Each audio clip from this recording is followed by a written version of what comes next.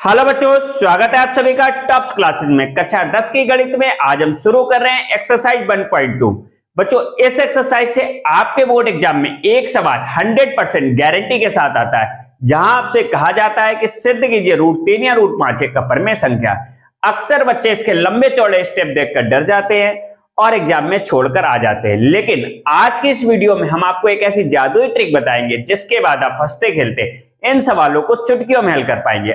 आज के इस वीडियो देखने के बाद आपके 5 नंबर जेब में होंगे। तो बिना देरी किए अपनी कॉपी और पेन निकालिए और चलिए आज के शानदार क्लास शुरू करते हैं। अब देखते हैं हमारा पहला प्रश्न। यह कह रहा है कि सिद्ध कीजिए कि √5 एक अपरमेय संख्या है, यानी कि √5 एक अपरमेय संख्या है। पहला क्वेश्चन बहुत बढ़िया सिंपल सा क्वेश्चन, सिद्ध कीजिए। अब देखिए, ये एक्सरसाइज है, एक्सरसाइज 1.2। इसका मुख्य आधार है विरोधाभास विधि, यानी कि मेथड ऑफ कंट्राडिक्शन, जिसमें हम पहले संख्या को परमेय मानते हैं, बाद में अपनी बात को गलत साबित कर देते हैं। यानी हम आज सीखेंगे कि अपरमेय संख्याओं को सिद्ध करने का सही तरीका क्या है, ताकि एग्जामिनर आपका एक भी नंबर ना काट सके। तो चलिए देखते हैं अपना पहला प्रश्न। यह कह रहा है कि √5 एक अपरमेय संख्या है। तो सबसे पहले स्टेज में हम क्या करेंगे, इसको मान लेंगे, माना कि यह एक अपरमेय संख्या है। माना √5 एक परमेय संख्या है।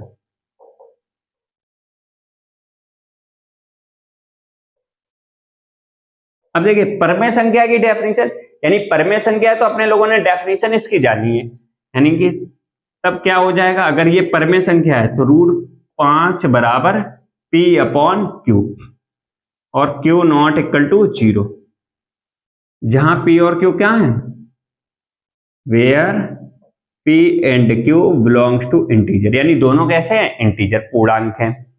अब देखिए, हो सकता है P और Q में कोई ऐसे नंबर हो जो एक दूसरे से कट रहे हों, डिवाइड होते हैं।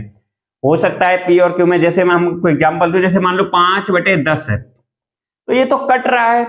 अब ऐसे में इसका फैक्टर कितना है, इसका 5 एकम 5, 5 दूनी 10, यानी कि 5 को 5 गुणे 1 लिख सकते हैं और 5 गुणे 2 लिख सकते हैं, यानी फैक्टर 1 से ज्यादा है।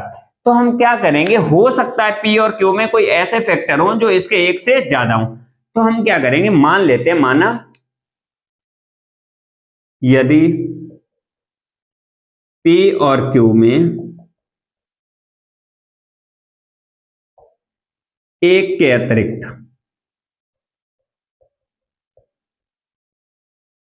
अतिरिक्त कोई और उभयनिष्ठ गुणनखंड हो, कोई और उभयनिष्ठ गुणनखंड हो, तब इस उभयनिष्ठ गुणनखंड से, तब इस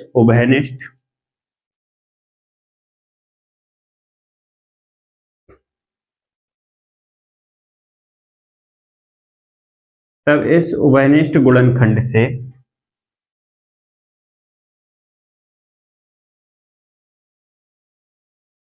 विभाजित करके, यानी तब हम क्या करेंगे, जैसे 5 आ रहा तो 5 को हम काट देंगे, विभाजित करके, यानी √5 बराबर अपने लोग कितना लिख देंगे, A/B, B not equal to 0, जहां P और Q एक सहअभाज्य संख्या है, जहां A एंड B सहअभाज्य संख्या है।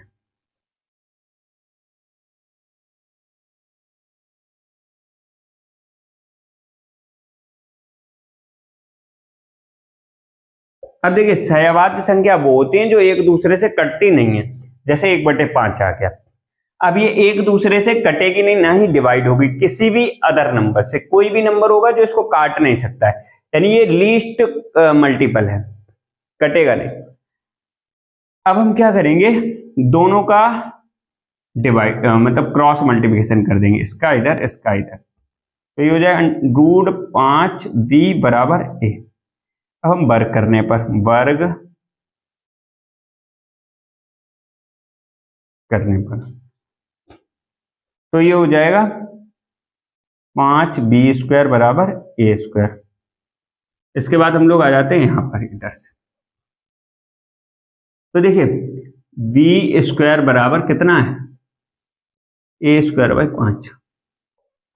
अब देखिए 5 जो है वो a² को विभाजित करता है, यहां से क्या हो जाए, यहां से पता चलता है 5 a² को विभाजित करता है।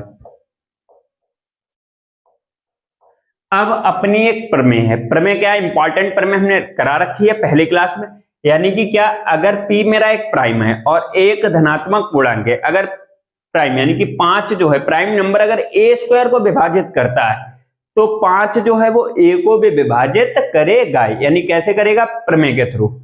ये हम प्रमेय कर भी चुके हैं, यानी कि प्रमेय से 5 जो है वो किसको विभाजित करेगा, a को भी विभाजित, a को भी विभाजित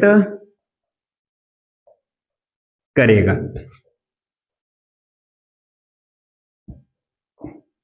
अब देखिए 5 जब a को विभाजित करेगा तब हम मान लेंगे 5 का मल्टी, अब 5 कौन कौन से नंबर को विभाजित करेगा, यानी a बराबर जो होगा, जो 5 कौन कौन से नंबर को विभाजित करेगा, तो a बराबर मान लेंगे 5c, where c is a पूर्णांक।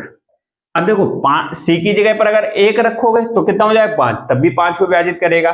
c की जगह अगर हम 2 रखेंगे, c की जगह 2 रखेंगे तो कितना हो जाएगा, 5 2 नहीं 10, तब भी 5 को विभाजित करेगा। c की जगह 3 रखेंगे तब भी 15 हो जाएगा, तब भी 5 को विभाजित करेगा, यानी 5 का मल्टीपल ही तो होगा, तभी तो ये विभाजित कर पाएगा, यानी इसलिए c बिलोंग्स टू कैसा है, इंटीजर, प्लस का भी हो सकता है और माइनस का भी हो सकता है। अब हम क्या करेंगे, इसको a का मान समीकरण 1 में रखने पर, समीकरण 1 इसको मान लेते हैं, a का मान समीकरण 1 से, तो कितना हो जाएगा, 5b² बराबर a की जगह पर 5c का होल स्क्वायर, तो ये हो जाएगा 5b² बराबर 5 का वर्ग 25c², 5 से काटेंगे 5 25, तो ये हो जाए b² बराबर 5c², यानी c² बराबर आपका हो जाए b²/5। अब देखो यहां से क्या मिल रहा, 5 जो है वो b² को विभाजित करता है, b² को विभाजित करता है, तब प्रमेय से क्या हो जाएगा, 5 b को भी विभाजित करेगा, b को भी विभाजित करेगा।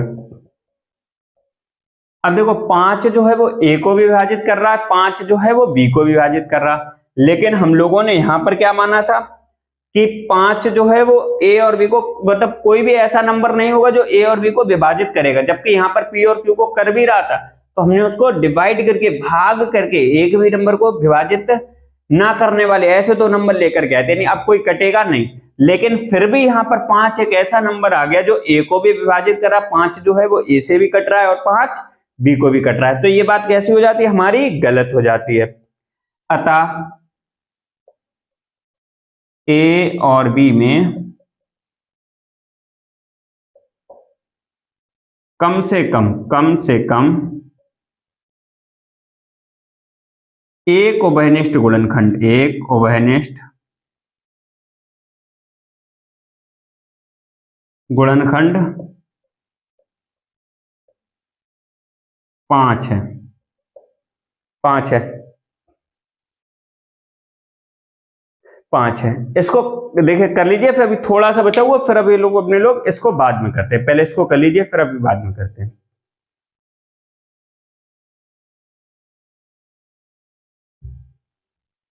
अब देखिए, देखते हैं, यानी कि यहां तक आ गए थे, ए और बी में कम से कम एक उभयनिष्ठ गुणनखंड 5 है, परंतु इससे इस तथ्य का विरोधाभास प्राप्त होता है। अब इसके आगे देखते हैं, परंतु इससे इस तथ्य का विरोधाभास प्राप्त होता है, का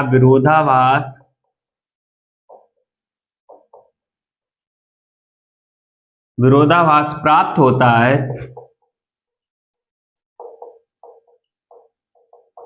कि विरोधाभास क्या होता है, यानी उल्टा क्या प्राप्त होता है कि ए और बी में एक के अतिरिक्त कोई और उभयनिष्ठ गुणनखंड नहीं है, कि ए और बी में एक के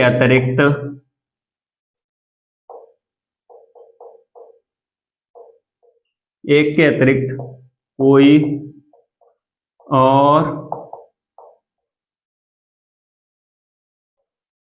उभयनिष्ठ गुणनखंड नहीं है।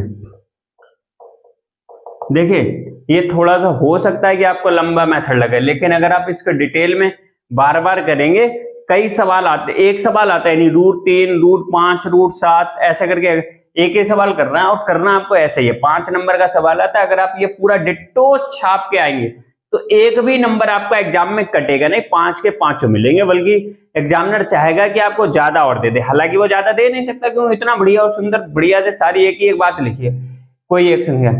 अब देखो हमारा क्या है कि विरोधाभास यानी उल्टा प्राप्त हो गया, गलत प्राप्त हुआ कि एक और बी में, पहले तो हमने माना ए और बी में कोई उभयनिष्ठ गुणनखंड नहीं है, लेकिन एक हमें कौन मिल गया, 5 मिल गया, एक और के ये गलत प्राप्त हुआ। अब ये प्राप्त कब हुआ, क्यों प्राप्त हुआ, अब हमें यही बताना पड़े। यह विरोधाभास हमारी परिकल्पना की कमी के कारण प्राप्त हुआ, यानी कि जो हमने माना तो वो क्या माना था, गलत माना था। ये देखो मानने, जो हम मान चुके हैं वो मेरी परिकल्पना हो गई, यानी कि यह विरोधाभास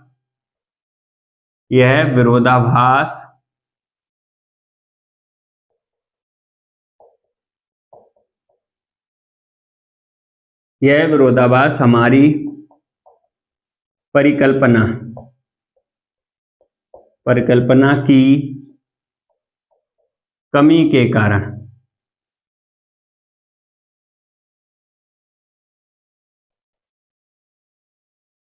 प्राप्त होता है। और हमारी परिकल्पना क्या थी कि हमने मान लिया था, यानी हमने कल्पना कर ली थी कि √5 एक परमेय संख्या, जो कि गलत थी। हमने परिकल्पना क्या मानी थी कि √5 एक परमेय संख्या, और जो कि कैसे निकली, गलत निकली, परमेय संख्या है।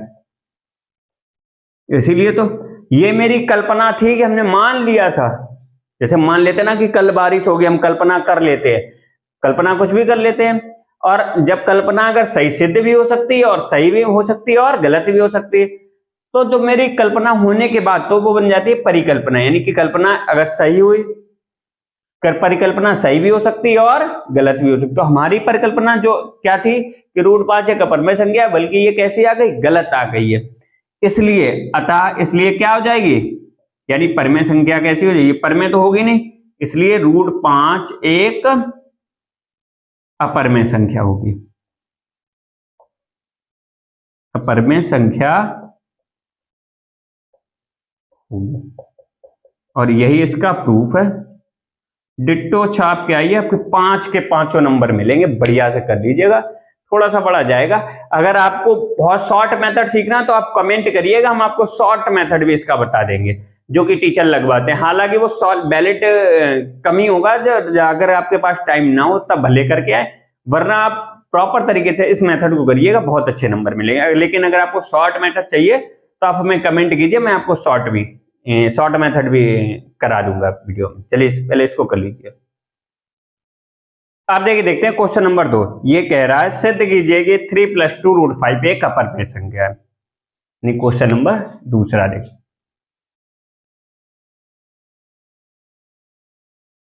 तो अपने लोग प्रूफ करेंगे।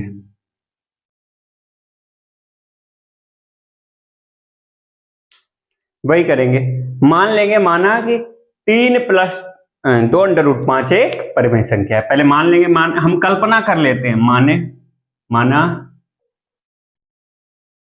3 + 2 √5 एक परमेय संख्या, ये हमारी कल्पना है, परमेय संख्या है।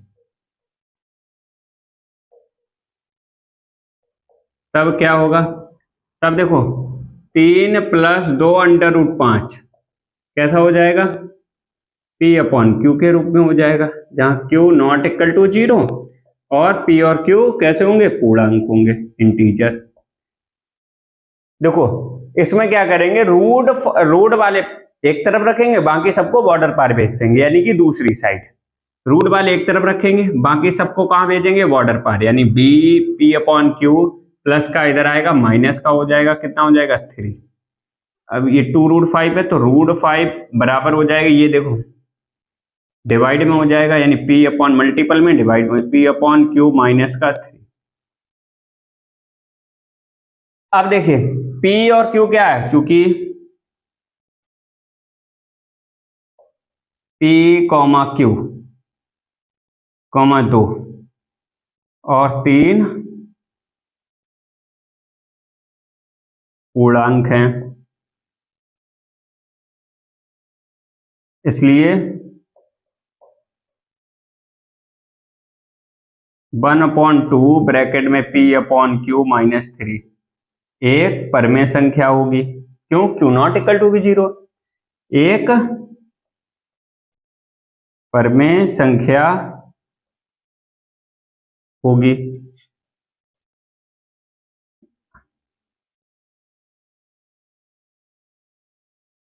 अर्थात अब देखो ये अगर परमेय संख्या है तो अर्थात √5 भी कैसी होनी चाहिए, एक परमेय संख्या होनी चाहिए, अर्थात √5 यानी √5 एक परमेय संख्या होनी चाहिए।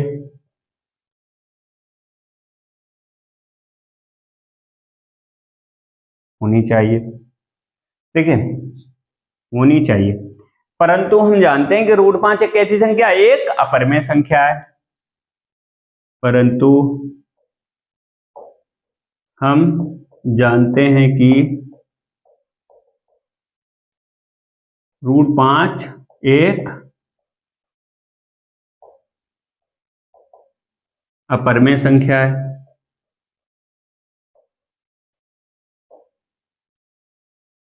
परंतु हम जानते हैं कि √5 एक अपरमेय संख्या है। इससे इस तथ्य का क्या होता है, विरोधाभास प्राप्त होता है, अतः इससे इस तथ्य का विरोधाभास प्राप्त होता है, विरोधाभास, अतः इससे इस तथ्य का विरोधाभास प्राप्त होता है, अतः इससे इस तथ्य का विरोधाभास प्राप्त होता है कि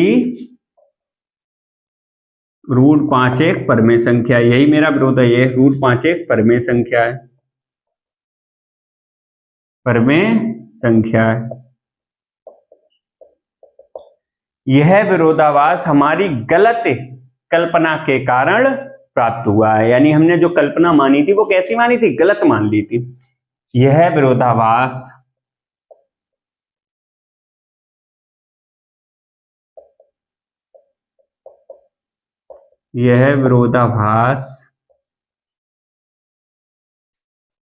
हमारी गलत कल्पना के कारण प्राप्त हुआ, गलत कल्पना के कारण प्राप्त हुआ। और मेरी गलत कल्पना क्या थी, क्या चीज हमने कल्पना मान ली थी कि 3 + 2√5 एक परमेय संख्या, ये मेरी कल्पना थी, लिख भी देता हूं, एक परमेय संख्या जो कि कैसी प्राप्त हो गई, गलत परमेय संख्या। इसलिए क्या हो जाएगा, अतः यानी गलत तो होगी नहीं, इसलिए अब सही होगी, तो सही क्या है, 3 + 2√5 एक अपरमेय संख्या।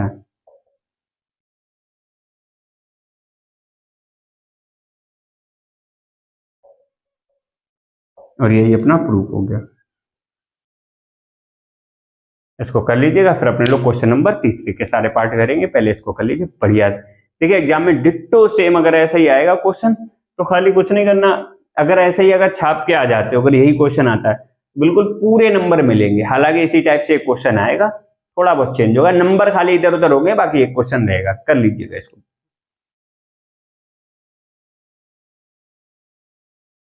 आप देखिए, देखते हैं क्वेश्चन नंबर 3। ये कह रहा है कि सिद्ध कीजिए निम्नलिखित संख्याएं अपरमेय है, जिसमें पहला है 1/√2, जिसको हम लोगों को सिद्ध करना है कि ये एक अपरमेय संख्या है, यानी थर्ड का फर्स्ट पार्ट, इसका हम लोग प्रूफ करेंगे, थर्ड का फर्स्ट। अब हम लोग क्या करेंगे, इसको मान लेंगे, माना 1/√2 एक कैसी परमेय संख्या है, माना 1/√2 एक परमेय संख्या है, परमेय संख्या है। अब देखना, जब परमेय संख्या है तो ये तीनों कंडीशन अपनी फॉलो करेगा। पहली कौन सी, P/Q के रूप में होगा, और Q ≠ 0 भी होगा। जहां P और Q कैसे होंगे, जहां P और Q बिलोंग्स टू इंटीजर, यानी दोनों कैसे होंगे, पूर्णांक होंगे। अब हम मान लेंगे, माना P और Q में एक के अतिरिक्त कोई और उभयनिष्ठ गुणनखंड हो, अर्थात यानी कि कुछ ऐसे नंबर होंगे जो एक दूसरे से कट जाएंगे, तो हम उसको काटने वाले नंबर को उभयनिष्ठ गुणनखंड से डिवाइड कर देंगे इन दोनों, यानी लोएस्ट टर्म ले आएंगे, ऐसा नंबर ले आएंगे, ऐसा लेंगे जिसमें ऐसी परमेय संख्या ले आएंगे जिसमें एक भी नंबर कटे ना। तो माना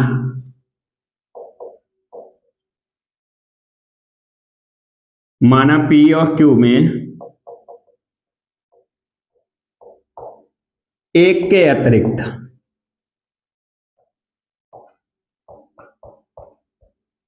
अतिरिक्त कोई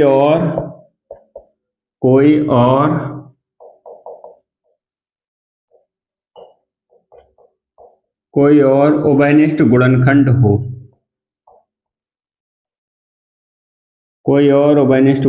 हो, तब इस उभयनिष्ठ गुणनखंड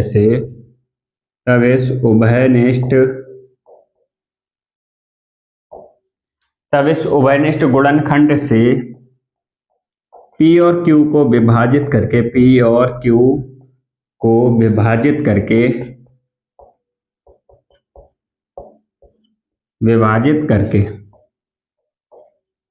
कैसे ले आएंगे, यानी 1/√2 को हम ले आएंगे A/B के रूप में, जहां A और B कैसी हैं, सहअभाज्य संख्या। अब ये एक दूसरे से कटेंगे नहीं, जिनका HCF कितना होगा 1, जहां A और B सहअभाज्य संख्या है, जहां A और B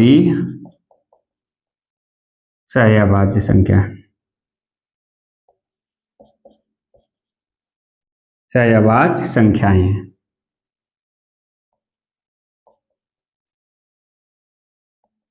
यानी को प्राइम नंबर। अब हम क्या करेंगे, इसका इधर मल्टीप्लाई कर देते हैं, यानी कि V बराबर अपना हो जाएगा √2a। अब क्या करेंगे, वर्ग करने पर,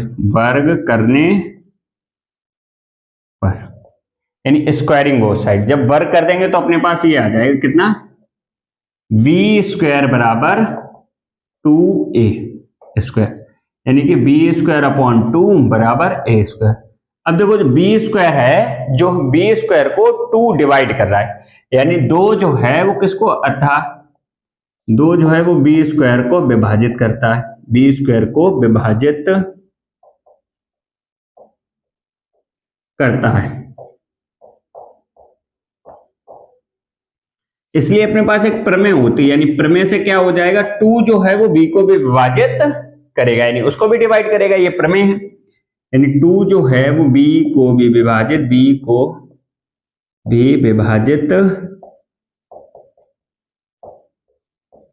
करेगा, B को विभाजित करेगा। अब B को कौन से नंबर विभाजित करते हैं, जो 2 के मल्टीपल हो, यानी कि B बराबर हम कितना लिख लेंगे, B बराबर, इसलिए हम मान लेंगे, माना जब 2 को डिवाइड कर रहा है, इसलिए B बराबर कितना हो जाएगा, B बराबर हम मान लेंगे 2 के, डिवाइड कर रहे हैं 2 के, इसी प्रकार से तो 2 कौन कौन से नंबर को डिवाइड करे, तो 2 की मल्टीपल होंगे, यानी K बराबर अगर 1 रखोगे तो 2 हो जाएगा, 2 रखोगे तो, और वेयर जहां K क्या है आपका, इंटीजर है, K बिलोंग्स टू इंटीजर, 1 रखोगे तो 2 आ जाएगा, 2 रखोगे तो 4 आ जाएगा, 3 रखोगे तो 6 आ जाएगा, यानी 6 भी 2 को विभाजित करता है। अब हम समीकरण 1 से चलेंगे, यानी समीकरण 1 क्या है, इस वाले को मान लेते हैं, यानी कि बी की वैल्यू रखेंगे कितनी हो जाएगी 2k का whole square equal to twice a square. ये हो जाएगा 4k² बराबर 2a²। 2 से घट जाएगा 2 दूनी 4 यानी 2k² इजकल टू a²। तो अब ये हो जाएगा k² बराबर a² अपॉन 2। अब देखो यहां से क्या हो जाए 2 जो है वो a को विभाजित a² को विभाजित a² को विभाजित करता है। यानी प्रमेय से क्या हो जाएगा, अब देखिए इसके बाद थोड़ा सा हम लोग इधर, चलिए इधर रहने दीजिए, पहले इस वाले को कर लीजिए, फिर इसको कर लीजिए, फिर इसको रफ करते हैं, फिर अपने मतलब आगे करते हैं। पहले इस तरफ इस साइड वाले को कर लीजिए, बढ़िया से करिएगा। अब देखिए हम लोग करते हैं इसका आगे का पार्ट, यानी कि ये कह रहा है 2 जो है वो a² को विभाजित करता है, तो प्रमेय से क्या हो जाएगा 2a को भी विभाजित करेगा, 2a को भी विभाजित करेगा। अब देखो जो 2 है वो a को भी विभाजित कर रहा है और 2 b को भी विभाजित कर रहा है, अतः a और b में कम से कम एक उभयनिष्ठ गुणनखंड मिल गया। आपका कितना आ गया 2, फैक्टर 1 मिल गया 2, यानी 2 जो है वो a को भी विभाजित कर रहा है, 2 b को विभाजित कर रहा है, अतः a और b में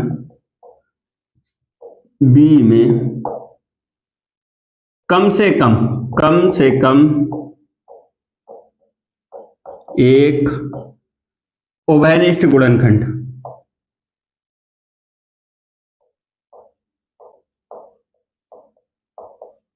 उभयनिष्ठ गुणनखंड दो है, परंतु इससे इस तथ्य का विरोधाभास प्राप्त होता है, यानी गलत प्राप्त होता है, परंतु इससे इस तथ्य का विरोधाभास प्राप्त होता है, का विरोधाभास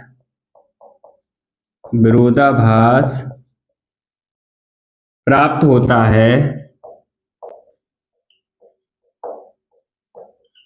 होता है कि क्या विरोधाभास प्राप्त होता है, परंतु इससे इस तथ्य का विरोधाभास प्राप्त होता है कि एक a और b में एक के अतिरिक्त कोई और उभयनिष्ठ गुणनखंड नहीं है, कि a और b में एक के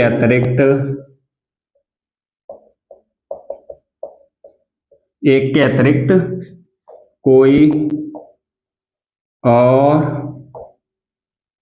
कोई और उभयनिष्ठ गुणनखंड नहीं है, और जबकि है। यह विरोधाभास हमारी गलत परिकल्पना के कारण प्राप्त होता है। अब ये हमें क्यों प्राप्त हुआ, क्योंकि हमने जो माना था, क्या मान लिया था 1/√2 को कैसी एक कल्पना कर ली थी, 1/√2 कैसी होगी एक परिमेय संख्या।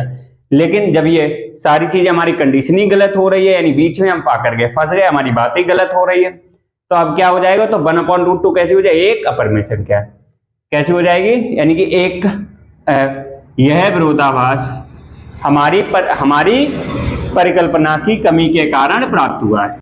देखो यह विरोधाभास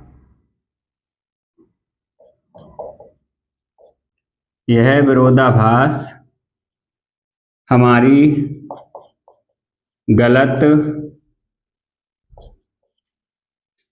कल्पना के कारण प्राप्त हुआ है।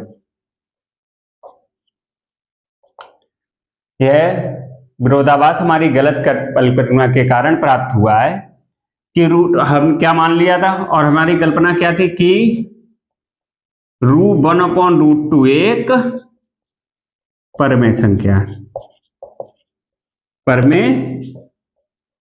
है, जो कि ये वाली कल्पना क्या थी मेरी गलत हो गई, इसलिए अतः क्या हो जाएगा, 1/√2 एक अपरिमेय संख्या होगी। अपरमेय संख्या होगी। और ये हमारा प्रूफ होता है। देखिए अगर आप पूरा ऐसे करके आएंगे डिट्टो तो पूरे के पूरे नंबर मिलेंगे आपको। इसको कर लीजिएगा, फिर अपने लोग इसका अगला सेकंड पार्ट करते हैं। पहले इसको कर लीजिए बढ़िया से एकदम मस्त तरीके। अब देखिए देखते हैं थर्ड का सेकंड पार्ट। ये कह रहा है 7√5 को सिद्ध करना है एक अपरमेय संख्या है। थर्ड का सेकंड पार्ट अपने लोगों को प्रूफ करना है, निश्चित करना है। क्या चीज? अब हम क्या करेंगे, इसमें भी मान लेंगे माना 7√5 एक परमेय संख्या है। माना 7√5 एक परमेय संख्या है। परमेय संख्या है। अब जब परमेय संख्या है तब अपने पास क्या क्या हो जाएगा, यानी कि 7√5 बराबर लिख सकते हैं P/Q, और Q हमारा कैसा रहेगा, not equal to 0, and P और Q कैसे रहेंगे, पूर्णांक, इंटीजर। P और Q कैसे रहेंगे, नॉट इक्वल टू 0, और P और Q कैसे रहेंगे, पूर्णांक। अब हो सकता है P और Q में एक के अतिरिक्त, जैसे मान लीजिए अगर ये मान लीजिए कितना है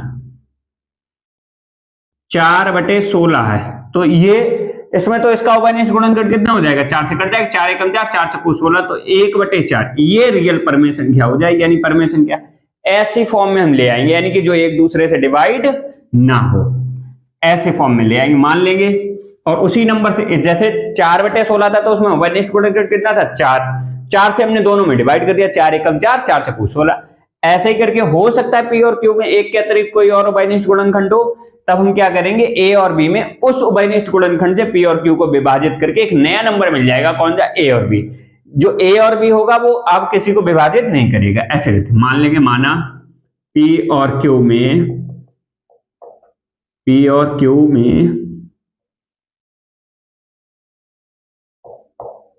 एक के अतिरिक्त कोई और उभयनिष्ठ गुणनखंड, कोई और उभयनिष्ठ गुणनखंड हो, तब इस उभयनिष्ठ गुणनखंड से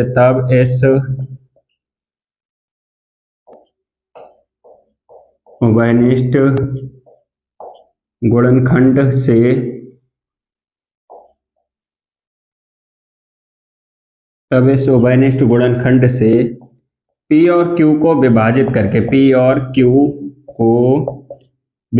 करके,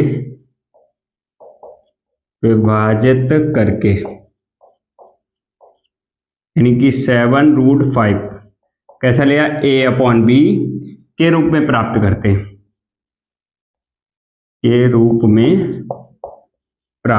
हैं, प्राप्त करते हैं। जहां A और B कैसी हैं, सहअभाज्य संख्या है, जहां A और B सहअभाज्य संख्या है।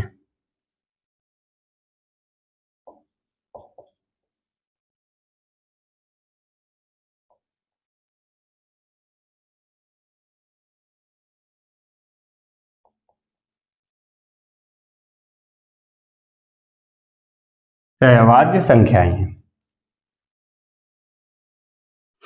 यानी अब देखिए यहां पर क्या करेंगे, √5 को एक तरफ रखें, रूट वाले टर्म एक तरफ रखें, बाकी सबको बॉर्डर पर भेज देंगे, यानी कि 7 को इधर भेज देंगे, तो A/7B हो जाएगा। यहां से देखिए चूंकि A और B कैसे हैं, A और B पूर्णांक है,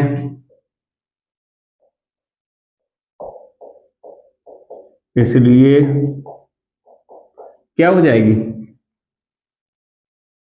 और 7B, यानी कि B नॉट इक्वल टू 0 है तो 7B नॉट इक्वल टू 0, इसलिए A/7B एक परमेय संख्या होगी, एक परमेय संख्या होगी। अब देखिए ये परमेय संख्या हो जाएगी P/Q के रूप में, क्योंकि B नॉट इक्वल टू 0 है, v not q not equal to zero तो v नॉट इक्वल टू भी जीरो होगा। जब v not equal to zero तो 7 का मल्टीप्लाई करेंगे वो तो already not equal to zero होगा, तो a अपॉन बी के p अपॉन क्यू के रूप में मिल गया। Q not equal to zero और p और q कैसे सहअभाज्य संख्या यानी कि इंटीजर भी होंगे, इंटीजर भी होंगे, तो अब ये कितने हो जाएगा, एक परमेय संख्या हो जाएगी, अर्थात यानी क्या होना चाहिए, अर्थात आपका रूट 5 भी एक परमेय संख्या होनी चाहिए, भी एक परमेय संख्या होनी चाहिए। परंतु हम जानते हैं कि रूट 5 एक कैसी संख्या है, अपरमेय संख्या, परंतु हम जानते हैं कि रूट 5 एक अपरमेय संख्या है, अपरमेय संख्या है।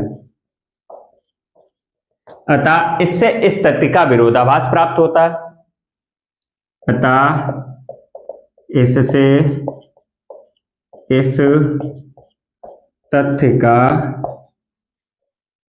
विरोधाभास प्राप्त होता है, विरोधाभास प्राप्त होता है कि क्या, कौन सा विरोधाभास, कि 7 रूट 5 एक परमेय संख्या है, परमेय संख्या है। यह विरोधाभास हमारी गलत कल्पना के कारण प्राप्त हुआ है, लिखना चाहो लिख दो, इसलिए क्या हो जाएगा, अतः 7 रूट 5 एक अपरमेय संख्या होगी, एक अपरमेय संख्या होगी। यही अपने लोगों को प्रूव करना था, इसको कर लीजिएगा, फिर अपने लोग इसका थर्ड पार्ट और करेंगे, पहले इसको कर लीजिए बढ़िया से। अब देखिए हम लोग देखते हैं थर्ड का थर्ड पार्ट, यानी कि 6 प्लस रूट 2, थर्ड का थर्ड पार्ट, ये इसका प्रूफ करना है। अब हम क्या करेंगे, इसको भी मान लेंगे, माना 6 प्लस रूट 2 यानी कि 6 प्लस रूट 2 एक परमेय संख्या है, माना 6 प्लस रूट 2 एक परमेय संख्या, परमेय संख्या है। और जब परमेय संख्या होगी तब क्या हो जाएगा, तब 6 प्लस रूट 2 को अपने लोग किसके लिखेंगे, पी अपॉन क्यू के रूप में, जहां क्यू कैसा होगा, नॉट इक्वल टू जीरो, और पी कॉमा क्यू कैसे होंगे, इंटीजर। मान लेंगे माना पी और क्यू में एक के अतिरिक्त कोई और उभयनिष्ठ गुणनखंड है, तब इस उभयनिष्ठ गुणनखंड मान लेंगे, माना पी और क्यू में, पी और क्यू में एक के अतिरिक्त कोई और उभयनिष्ठ,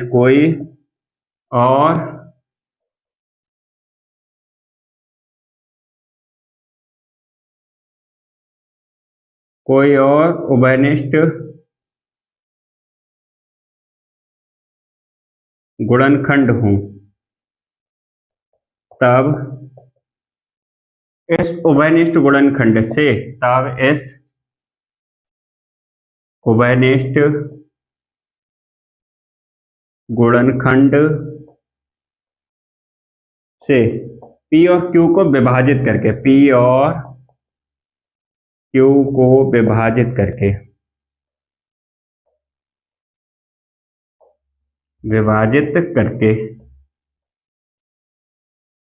6 प्लस रूट 2 को किसमें, A अपॉन बी के रूप में प्राप्त कर लेते हैं, के रूप में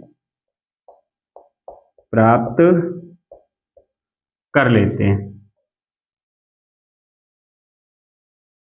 जहां A और B क्या होंगे, सहअभाज्य संख्या, यानी कि अब कटेंगे नहीं, जहां A और B सहअभाज्य संख्या है,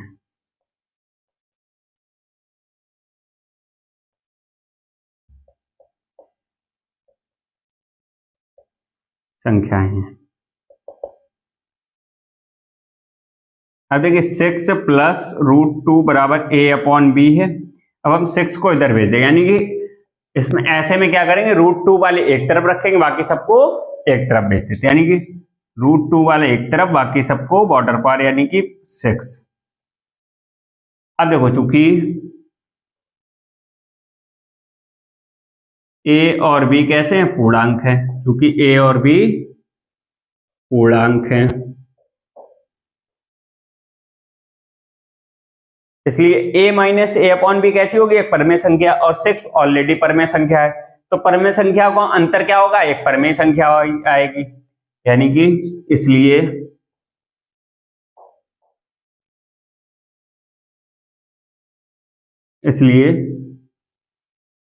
a/b माइनस 6 एक परमेय संख्या होगी, एक परमेय संख्या होगी,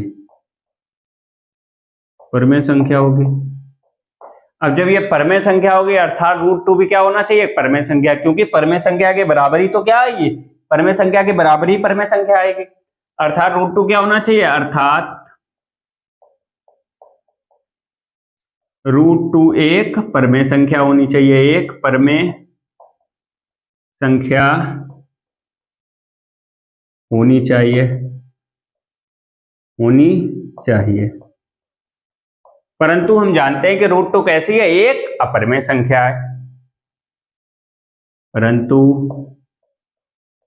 हम जानते हैं कि √2 एक अपरमेय संख्या, √2 एक अपरमेय संख्या है। अतः इससे इस तथ्य का विरोधाभास प्राप्त होता है, अतः इससे इस तथ्य का विरोधाभास प्राप्त होता है,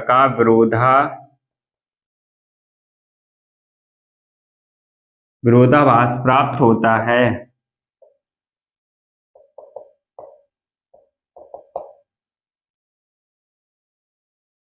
कि √2 एक, कि 6 प्लस √2 एक परमेय संख्या, एक परमेय संख्या, परमेय संख्या। यह विरोधाभास हमारी कल्पना की कमी के कारण प्राप्त हुआ है, यह विरोधाभास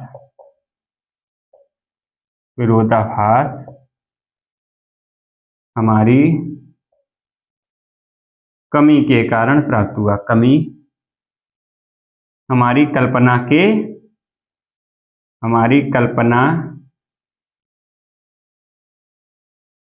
की कमी के कारण प्राप्त हुआ, कमी के कारण प्राप्त हुआ है। इसलिए क्या हो जाएगा, इसलिए 6 प्लस √2 एक अपरमेय संख्या होगी, एक अपरमेय संख्या होगी। इसको कर लीजिएगा, देखिए अपनी, अब यही आज के लिए यही करते हैं। देखिए अपनी पूरी एक्सरसाइज हो गई, एक्सरसाइज 1.2 देखिए पहली क्लास में हमने थ्योरी की थी, दूसरी क्लास में एक्सरसाइज 1.1 की थी, अब 1.2 कर ली, यानी ये एनसीईआरटी के पूरे फर्स्ट चैप्टर के एक ही एक सवाल हम लोगों ने अच्छे से किए। आप पूरी क्लास अच्छे से देख लीजिए। आज के लिए इतना ही रखते, बहुत बहुत धन्यवाद आपका यहाँ तक साथ बनाए रखने के लिए। अब हम लोग मिलेंगे अगली क्लास में, तब तक के लिए स्वस्थ रहिए, मस्त रहिए, हंसते रहिए, मुस्कुराते रहिए, अपने और अपनों का ख्याल रखिए। हम लोग मिलते हैं जल्दी से नेक्स्ट चैप्टर यानी चैप्टर नंबर 2 पर मिलेंगे। बहुत बहुत धन्यवाद। इसको कर लीजिए।